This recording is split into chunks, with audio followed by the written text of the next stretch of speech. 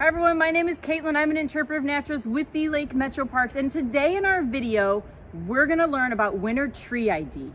Everything is completely different than what we're used to in identifying trees in the summertime, in the springtime, or even in the fall. Right now, we don't have leaves to be able to identify trees. We don't have, green everywhere, so it's a lot trickier. We're gonna learn it based on the 3 B's though, based on the bark, the buds, and the branching. So as we're exploring, we're looking at everything but the leaves because the leaves aren't there. So when we do this, keep that in mind.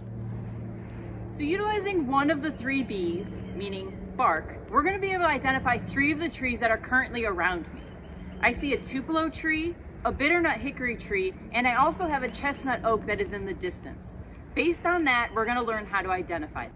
A Tupelo tree's bark looks more like broken glass. It's a very distinguishing feature of Tupelo trees, which is also known as the black gum tree. If you look at this, its furrows, or the gaps in between the bark, is also very deep.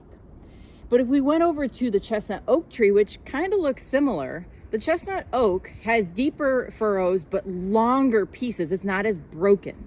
When we jump over to the bitternut hickory tree, that one has much smoother bark and it zigzags a lot more. It's very unique to bitternut hickory trees that it's much smoother and much more winding and turning. At the beginning of this video, we talked about one of the B's being branching. Now what I meant by that is here you can see this branch extends from a single point, but it has 2 coming out. This is called opposite branching.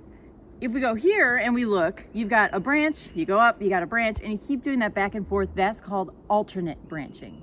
This helps you to be able to identify what tree you're actually looking at, or at least narrow it down a little bit more.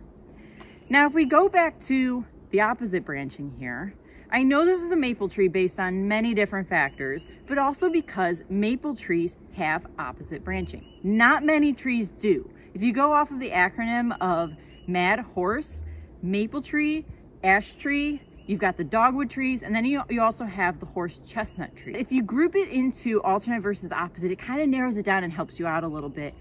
The final and possibly the trickiest way to identify a winter tree is based off of the buds.